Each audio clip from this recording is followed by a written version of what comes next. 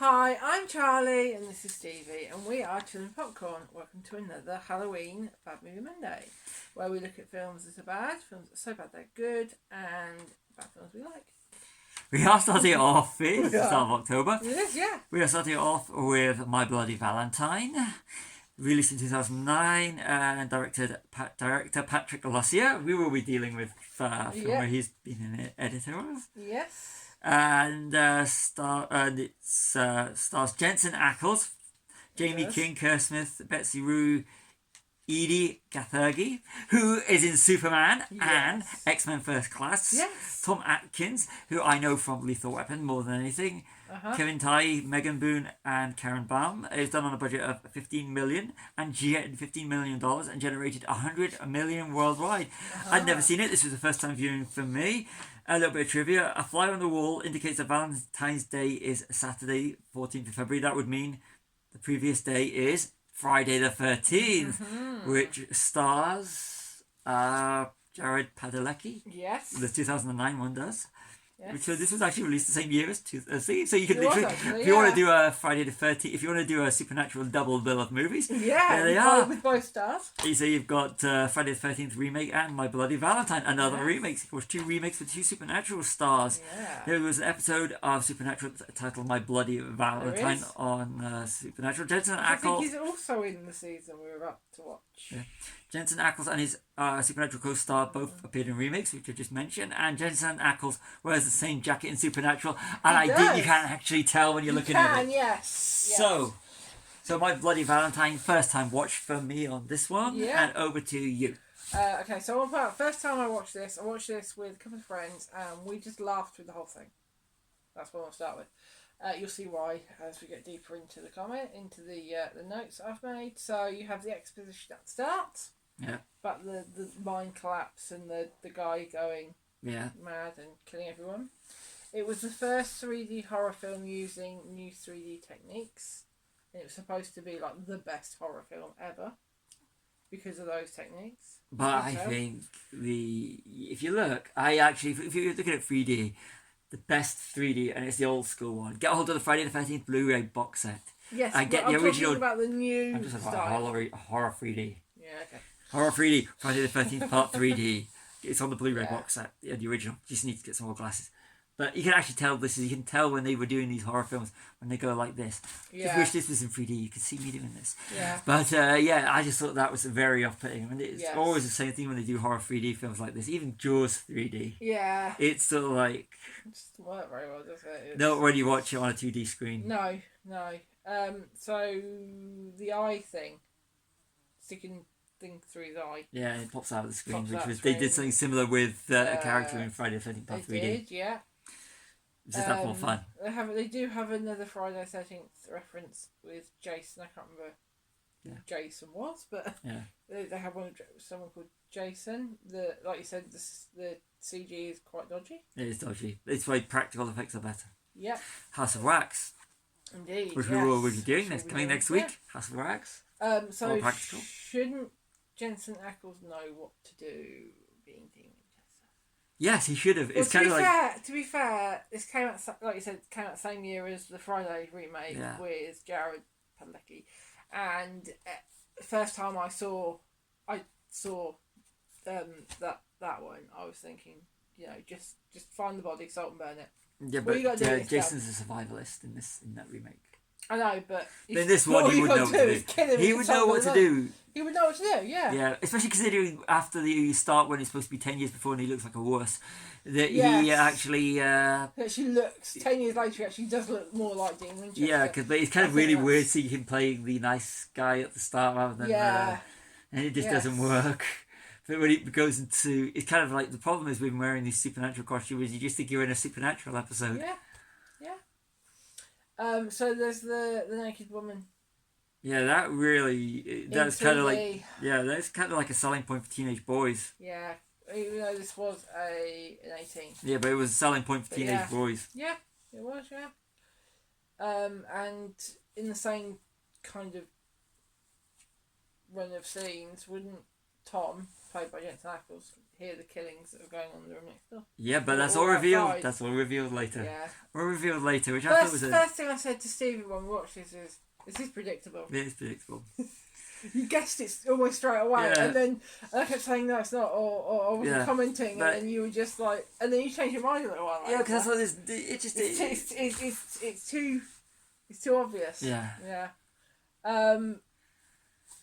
But the characters are unlikable. The leading lady and her boyfriend, the husband is unlikable. Yeah. And you wanting to, and there's a lot of things that just doesn't run right with it. It's sort of like it's kind of like it, and that having the big. Okay, this is all spoiler territory. So if you're watching this, you know this is coming. Yeah. But having Jensen Ackles as being the big bad just doesn't work for me.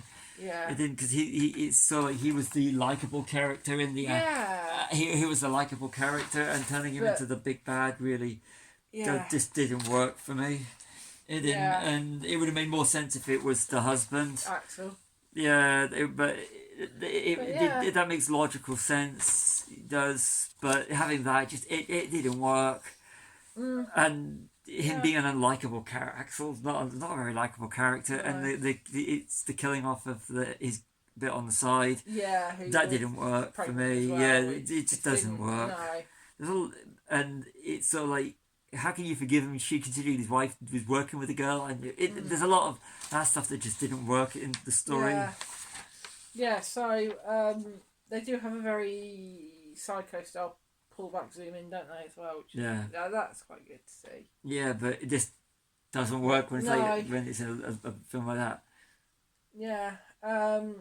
If Harry Warden was dead and buried, are they going to dig him up and salt and burn him? Yeah, there's so many jokes you can put in with references to Supernatural if you watch anything. You're like, why did he just do this? Yeah.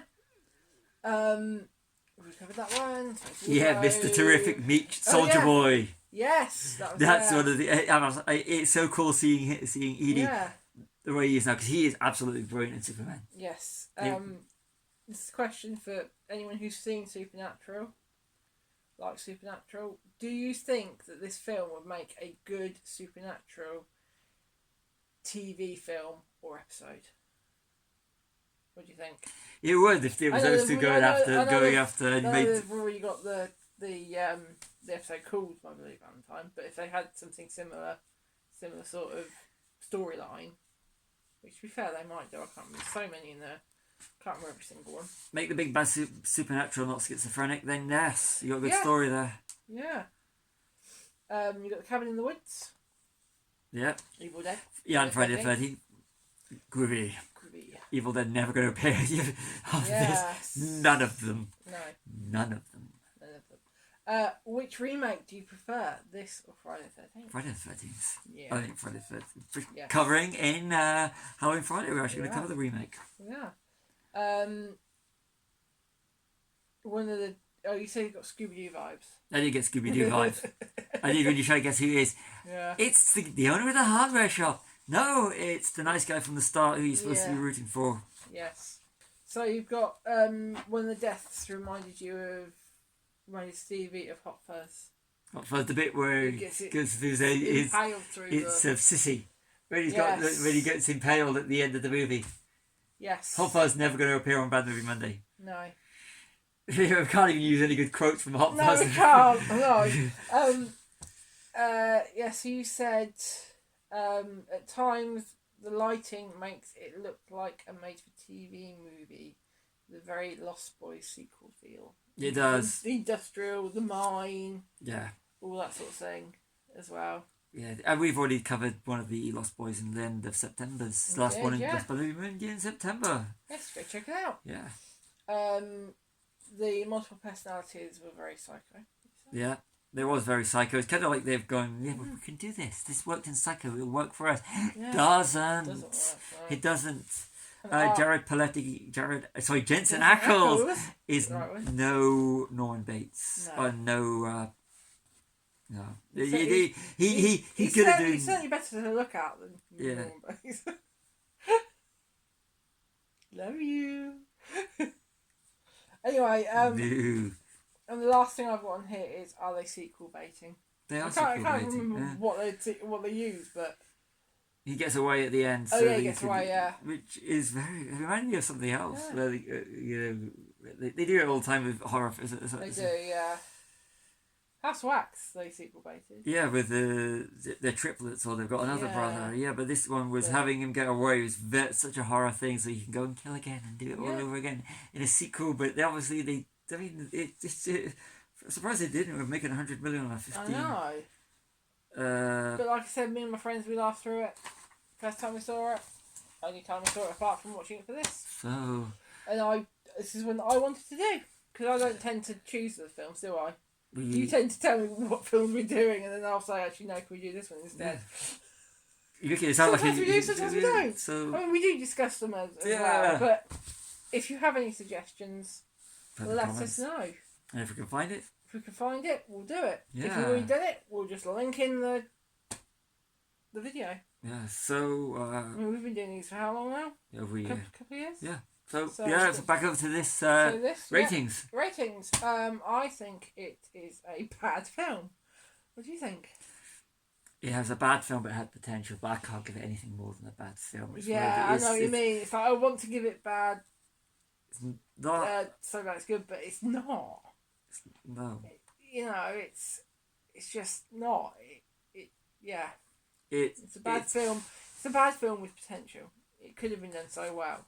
If they made Axel the killer, it would have made more sense. Yes. It would have been, and you would have been the whole, is he, isn't he? The whole idea of, is it Axel or is it...